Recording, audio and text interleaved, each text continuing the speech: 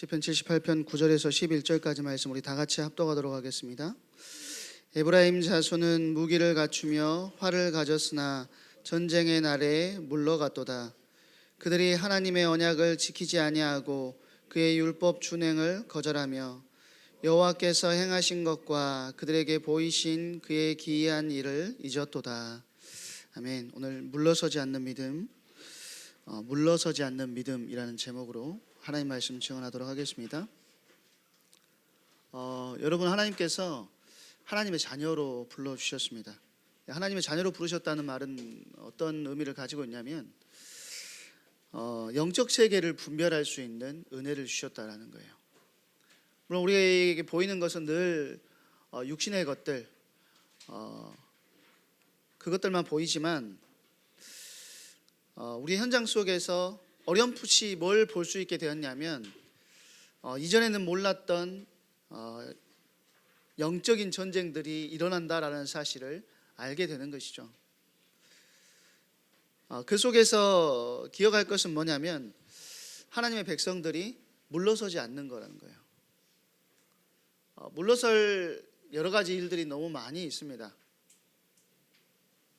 그런데 그 속에서 하나님의 백성들이 물러서지 않고 그 영적 전쟁을 싸우고 이겨내는 것, 그것이 너무나도 중요하다는 거예요. 오늘 에브라임이라고 하는 지파가 등장을 하는데 그 이스라엘이 몇 지파인지 아는 사람 있어요? 이스라엘은 몇 지파다? 몇 지파다? 이스라엘의 야곱의 아들이 몇 명이죠? 아니 이거 뭐야? 말을 하려면 하고 말라면 말아. 야곱의 아들 몇 명이에요? 확신이 없어. 12명이죠. 12명. 야곱의 아들은 12명인데 지파는 몇 지파죠? 9? 찍지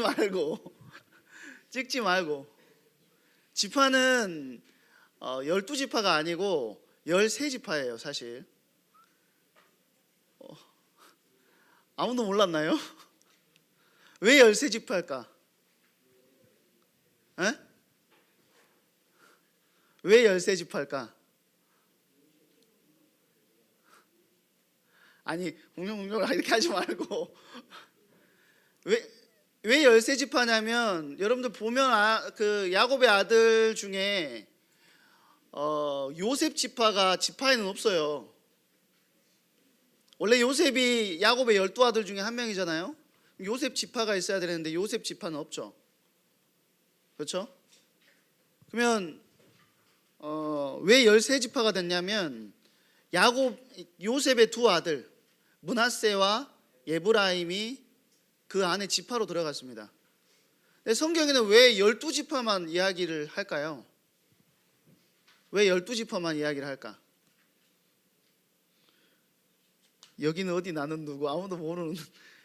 왜 12지파만 이야기하냐면 분배된 기업을 분배받은 지파가 12지파예요. 레위 지파는 모든 지파에 조금씩 소속돼 있어요. 왜냐하면 예배를 주도하고 인도를 해야 되기 때문에. 그래서 12지파인 겁니다. 근데 에브라임은 요셉이 낳은 두 아들 중에 동생이에요. 동생.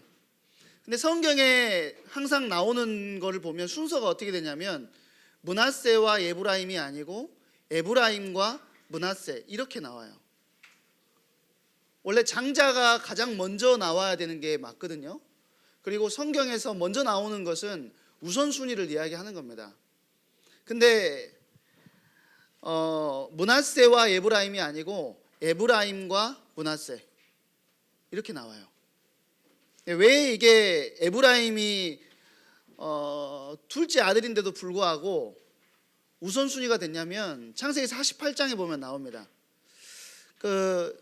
야곱이 이제 죽기 얼마 남지 않았을 때 자녀들에게 축복하는 장면이 나오거든요. 근데 요셉이 자녀들 두 아들을 데리고 가가지고 축복을 받으려고 가는데요. 원래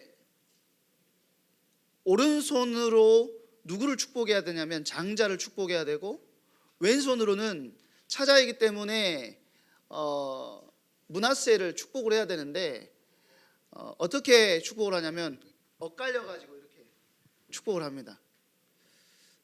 X자로. 그러니까 요셉이 아버지한테 이야기를 해요. 아버지, 잘못하셨다고. 여기가 장자고 여기가 둘째다. 그런데도 불구하고 야곱이 아니다, 이게 맞다라고 하면서 에브라임에게 장자의 축복을 주고 므낫세에게 그냥 축복을 줘요. 우리나라 같은 경우는, 우리나라도 장자를 엄청나게 우선시하는 민족이지 않습니까? 장자가 거의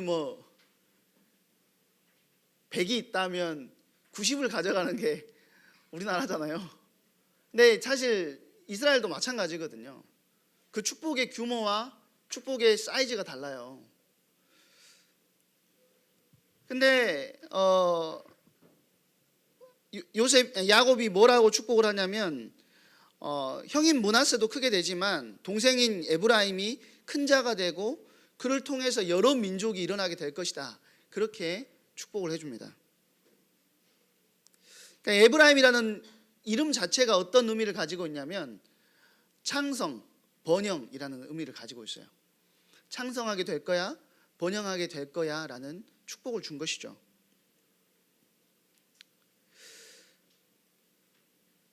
근데 사실은 둘째 아들임에도 불구하고 어마어마한 특혜를 받은 거고, 또 에브라임 지파가 나중에 그 분배받은 기업에 보면, 땅을 보면 어디냐면 제일 노른자 땅을 분배를 받습니다. 물론 예루살렘은 유다 지파 안에 들어가지만, 유다 지파가 그 예루살렘이 그 수도가 되기 전에는 세겜과 실로에서 예배를 주도했거든요.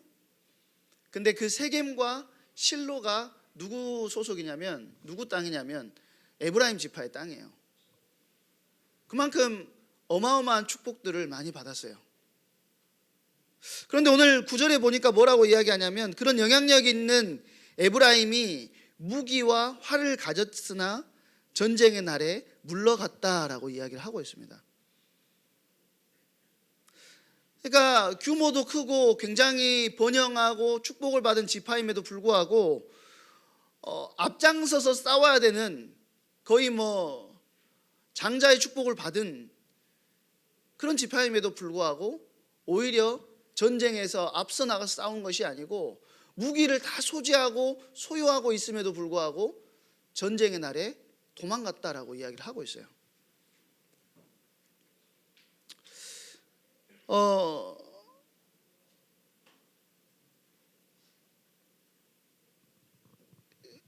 여기 전쟁을 경험해 본 세대는 없잖아요.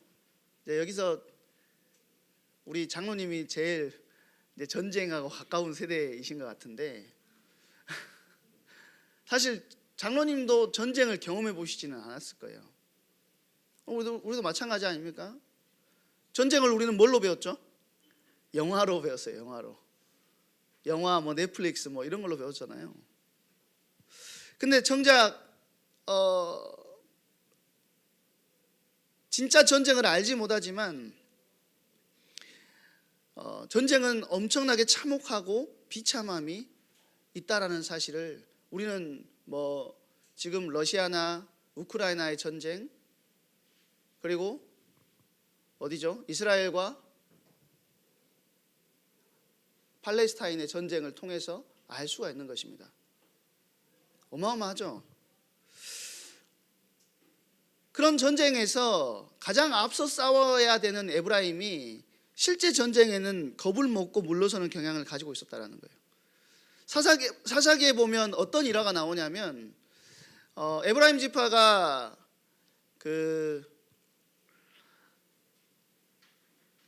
사사 기드온이 전쟁을 하려고 하는데 에브라임 지파는요 그 전쟁에 참여하지 않습니다.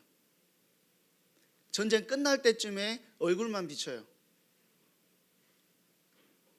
근데 기드온은 성품이 좀 조용하고 소심한 사람이에요. 그 성경에 보면 그 포도주 틀에서 포도주를 수확을 하고 했을 정도로 굉장히 소심한 사람이거든요. 근데 에브라임 지파한테 뭐라고 하지를 못해요. 근데 사사 입다가 또 전쟁을 암몬 자손들하고 전쟁을 하는데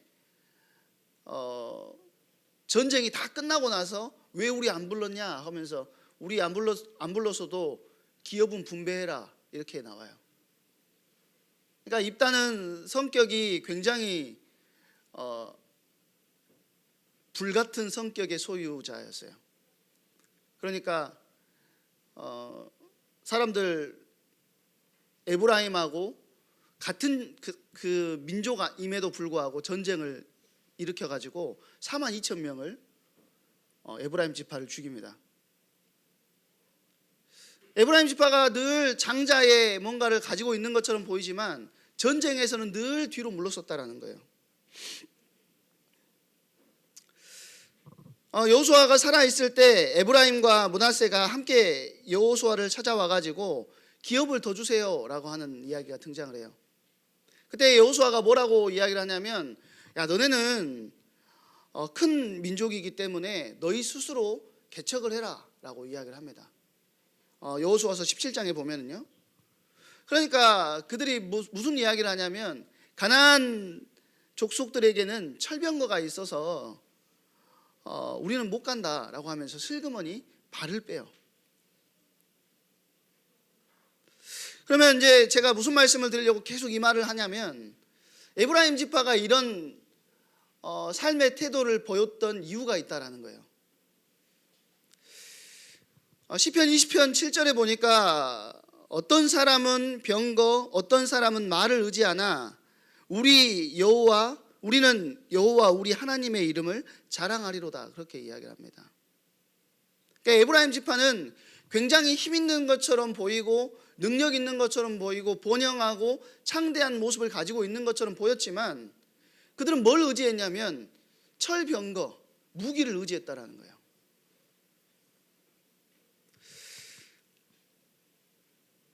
병거와 말을 의지해가지고 여러 가지 싸움에서도 승리했을 것이고 또 자신들의 힘과 용맹함을 증명하고 자부심도 가졌을 수 있습니다.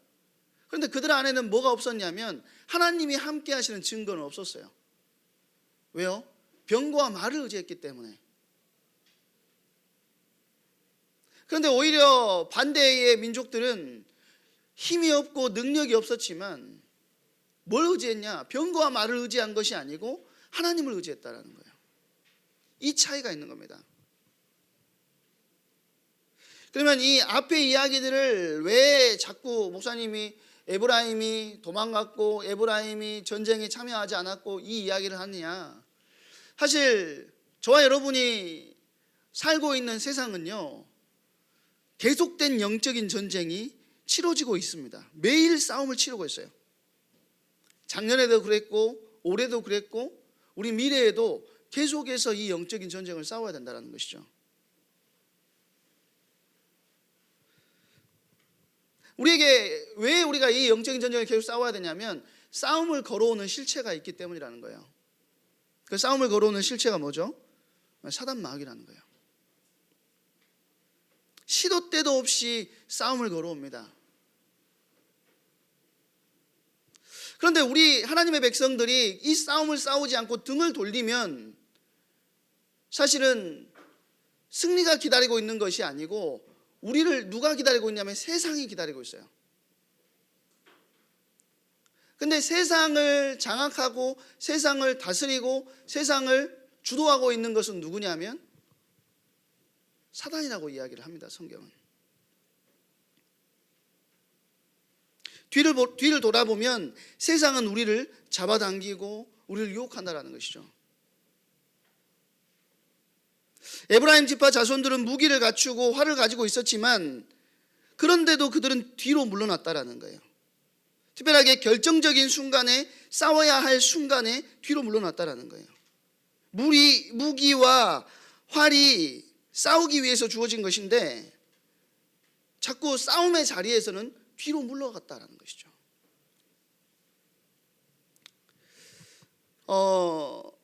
사람들마다 인생의 결정적인 순간들이 찾아옵니다.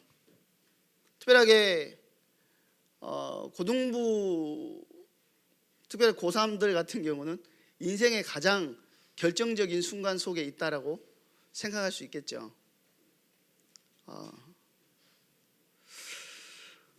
그때 내가 무엇을 해야 되는지 제대로 볼 수 있어야 돼요.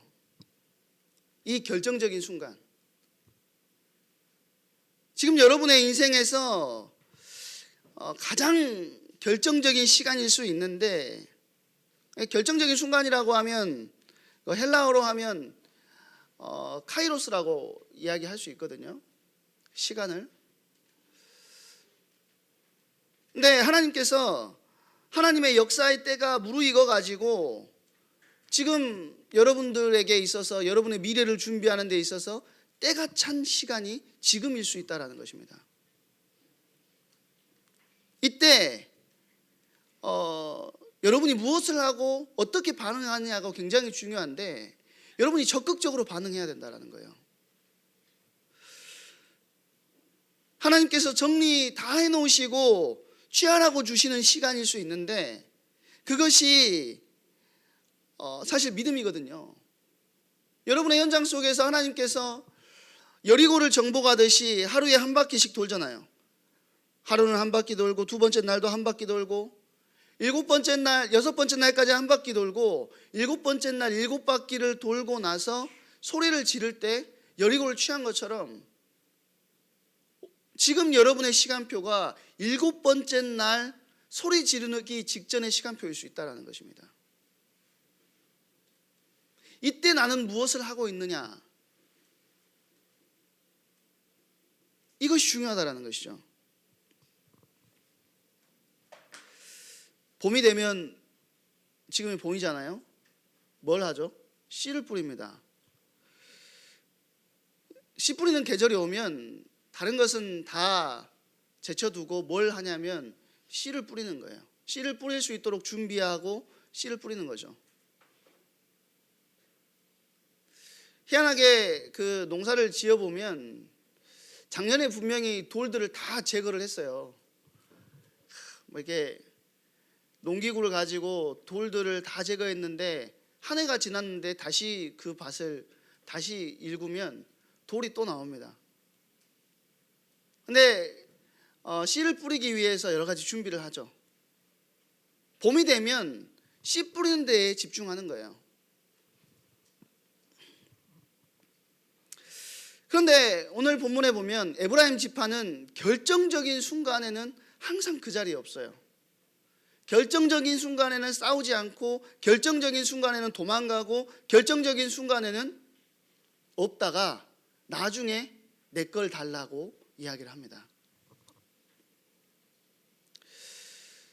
사실 군사가 등을 돌리고 도망가는 것만큼 죄질이 나쁜 죄가 어디 있습니까? 그렇죠? 여호수아에서 보면 하나님께서 여호수아에게 뭐라고 말씀하시냐면 계속해서 담대하라고 말씀하세요. 내가 너와 함께 할 거야. 모세와 함께 했던 것 같이 너와도 함께 할 거야. 두려워하지 마. 그렇게 말씀하십니다. 그리고 마귀를 대적하라라고 말씀하세요. 우리 고등부의 청소년들이 사실 뒷걸음질 치지 않아야 할 이유가 여기 있어요. 여러분은 세상과 싸워야 될 무기를 가진 자들입니다. 하나님이 여러분에게 무기를 주셨어요. 시시한 무기가 아니라 세상과 싸워서, 마귀와 싸워서 충분히 이길 수 있는 것들을 다 주셨다는 것이죠. 싸우면 이기도록 다 만들어놨다는 겁니다. 그런데 우리가 에브라임 지파처럼 진짜 전쟁 앞에서 돌아가 버린다면 어떻게 되겠습니까?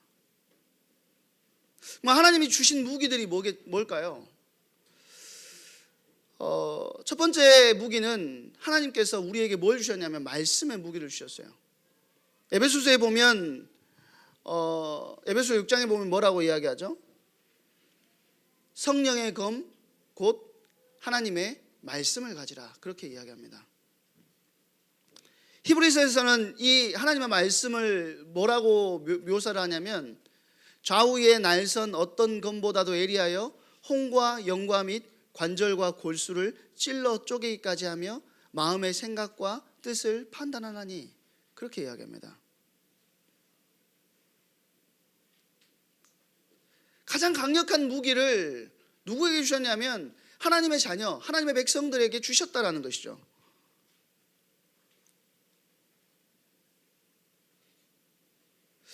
우리가 예수님께서, 마귀가 예수님을 공격할 때 어떻게 싸우셨는지를 보면 우리가 어떻게 싸워야 되는지를 알 수가 있습니다. 사실 예수님께서 마귀의 공격을 받으실 때를 보면은요, 성령의 이끌림을 받아서 40일 동안 광야에서 금식하셨어요. 얼마나 주님께서 주시는 하나님의 영으로 충만했겠습니까? 그런데도 마귀는 예수님을 공격해요. 근데 그 공격 앞에서 예수님이 자신의 영적인 능력을 발휘해가지고 마귀를 결박한 것이 아니고, 뭘 가지고 마귀와 싸우냐면 하나님의 말씀을 가지고 마귀와 싸우는 모습을 보여줍니다. 말씀으로 승리하셨다라는 거예요. 말씀을 제대로 사용하기만 하면 말씀만큼 위력이 있는 것이 없다라는 것이죠. 영적 전쟁에서 매우 중요한 것은 사실 다른 전쟁이 아니라 말씀의 전쟁인데, 이 말씀이 왜 무기가 되느냐? 말씀이 진리이기 때문에 그래요. 무슨 말이지? 라고 생각할 수 있습니다. 요한복음 8장 44절에 보면 마귀가 어떤 존재인지, 사단이 어떤 존재인지에 대해서 이야기를 하고 있습니다. 요한복음 8장 44절에 뭐라고 이야기하죠? 너희는 너희 아비 마귀에게서 났으니 너희 아비의 욕심대로 너희도 행하고자 하느니라. 그는 처음부터 살인한 자요, 진리가 그 속에 없으므로 거짓을 말할 때마다 제 것으로 말하나니. 마귀는 늘 말하지만, 늘 이야기하지만 마귀의 핵심, 마귀의 본질은 뭐냐면 진리가 없어서 거짓을 말할 때마다 제 것으로 말하는 존재라는 거예요.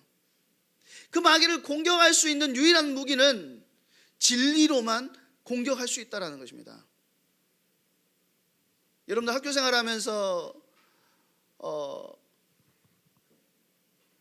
누명을 써본 적 있으세요? 누명. 누가 거짓말을 해가지고 야 누가 이랬다더라. 자, 대학교 1학년 때 그런 누명을 쓴 적이 있습니다. 제가 좋아한다고 말한 적이 없거든요. 저 사람한테 관심도 없어 저는. 근데 어떤 친구가 와가지고 야 광주야 네가 쟤를 좋아한다 했다며 하면서 계속 이야기하는 거예요. 야, 뭔 소리 하냐, 관심도 없다. 심지어 그 여자애가 저보다 키도 컸어요. 저는 키 큰 사람을 별로 안 좋아하거든요. 왜냐하면 제 자존감이 무너지잖아요, 그 사람을 볼 때마다. 근데 걔를 좋아했대요 자꾸. 얼마나 억울하든지. 근데 그 거짓말 앞에 그 거짓을 이길 수 있는 방법은 뭐냐면 진리로만 그 거짓을 이길 수 있는 것입니다. 진리로만, 증거로만. 마찬가지예요. 사단이 자꾸 여러분을 무엇을 가지고 속이냐면 비본질적인 것을 가지고 여러분들을 속이고 여러분들을 끌고 가려고 해요. 사단은 존재 자체가 그런 존재고 그것을 원하고 그것을 통해서 이 세상을 주관하고 이 세상을 이끌어 간다는 것입니다. 이런 세상 속에서 하나님께서 여러분에게 주신 것은 뭐냐면 하나님의 말씀이라고 하는 참된 진리라는 것이죠. 진리의 검, 그 검을 우리에게 허락하셨다는 거예요.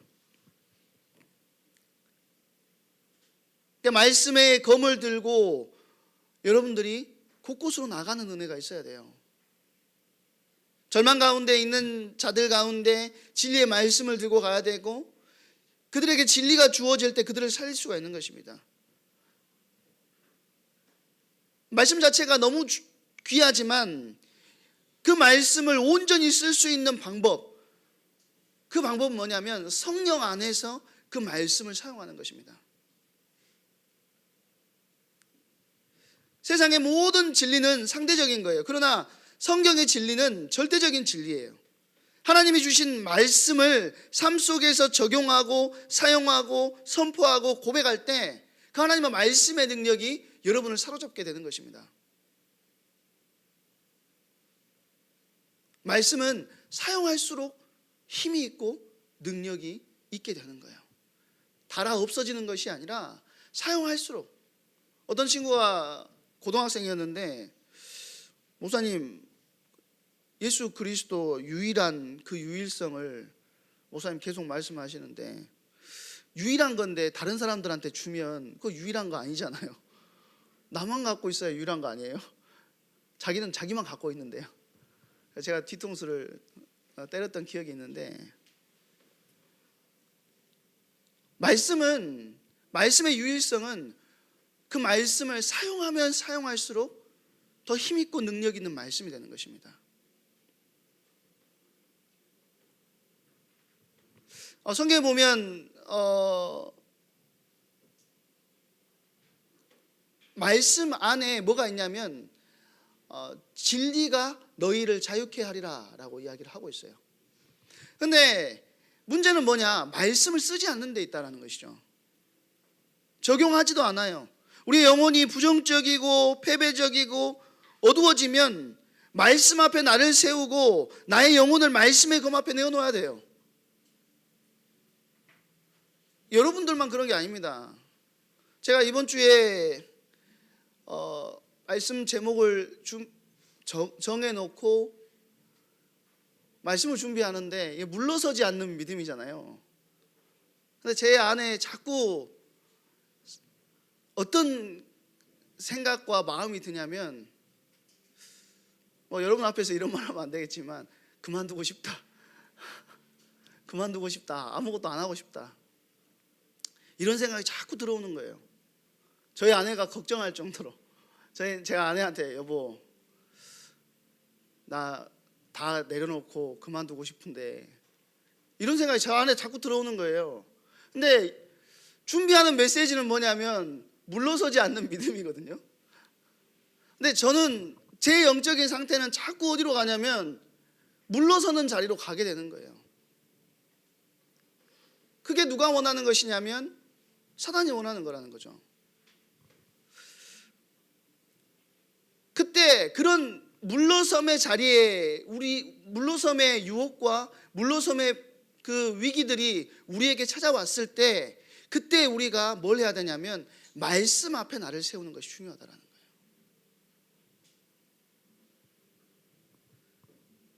나의 영혼을 말씀의 검 앞에 내어놓고 싸움이 없이는 우리가 자유가 주어지지 않는다라는 것이죠. 그러니까 저절로 우리가 성경을 들고 있으면 그 성경이 우리를 자유케 하는 것이 아니라, 성경 공부만 한다고 주어지는 자유가 아니라 진리를 여러분의 삶의 자리에서 활용해야 된다는 거예요. 여러분의 삶의 자리로 그 말씀을 끌고 들어가야 돼요. 여러분의 무너져 있는 그곳, 여러분이 넘어져 있는 그곳, 여러분이 자꾸 실패하는 그곳에 하나님의 말씀을 끌고 들어갈 때 그 말씀이 살아 역사하고 이길 힘을 주시고 그 말씀의 능력으로 말미암아 새롭게 되어지는 역사가 일어나게 된다는 것입니다.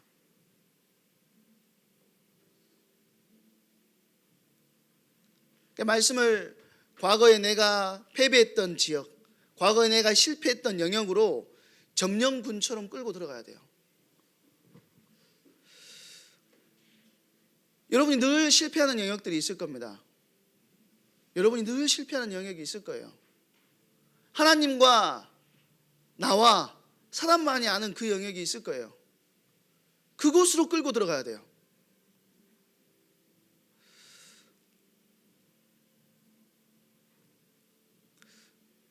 제가 오늘 엄청 긴가요? 지금 50분밖에 안 되는데 왜 이렇게 찬양들 하고 날? 두 번째는 무기를 사용해야 됩니다. 화살통에다 꽂아놓기만 하면 아무런 의미가 없죠. 활용해야 돼요. 그러면 하나님께서 무기를 우리에게 주셨는데, 말씀의 무기를 주셨는데 그 말씀 무기를 어떻게 사용할 것이냐? 기도를 통해서 사용하는 것입니다. 영적 전쟁에서 물러서지 않기 위해서는 우리에게 있어서 제일 중요한 건 뭐냐면 기도라는 거예요. 사실 기도가 쉬운 것 같지만 기도 자체가 전쟁이에요. 우리가 알아야 돼요. 모세가 이스라엘 백성들이 광야에 있을 때 아말렉이 그들을 쳐들어옵니다. 근데 현장에서는 누가 싸우냐면 여호수아가 현장에서는 싸워요. 그리고 모세는 어디에 올라가죠? 산 위로 올라갑니다. 산 위로 올라가서 하나님께 기도하는데 손을 들고 기도해요. 근데 우리는 여호수아의 싸움만 싸움이라고 생각하지만 그렇지 않습니다. 모세가 하나님 앞에 나와서 기도하는 것, 그것 자체가 영적인 싸움이었어요. 모세가 그 기도의 싸움에서 승리할 때 여호수아가 아말렉을 무너뜨리고 승리할 수 있었던 것입니다. 마찬가지예요. 기도하는 자체가 영적 전쟁이고 싸움인데 기도할 때와 기도하지 않을 때가 확연히 다르다는 거예요. 전쟁이라고 하는 것은 아차하는 순간에 역전이 일어나요. 아무리 잘 치르고 있었던 전쟁이라도 방심은 금물이라는 것이죠. 그러면 기도만, 시간만 많이 가지고 기도만, 그 말이 아니라 기도라도 다 똑같은 기도가 아닙니다. 전투력을 가진 기도. 활을 쐈는데 관역에 맞지 않으면 아무런 의미가 없는 거예요. 그러지 않습니까? 감정에 들뜬 기도가 아니라 말씀을 가지고 상황에 맞는 기도, 그 정조준을 하고 하는 기도가 있어야 된다는 것이죠. 여러분의 현장에 여러분이 자꾸 무너지는 그 일에, 여러분의 자꾸 무너지는 그 상태 가운데 정조준을 하고 말씀의 화살을, 말씀의 검을 정조준을 하고 쌀 수 있는 기도의 비밀을 여러분들이 가지고 있어야 돼요. 우리와 대적하는 사단은요, 매우 교묘하고 간교하고 치밀합니다. 이걸 이기기 위해서는 하늘의 지혜가 필요해요. 말씀과 함께 기도를 가져야 된다는 것이죠.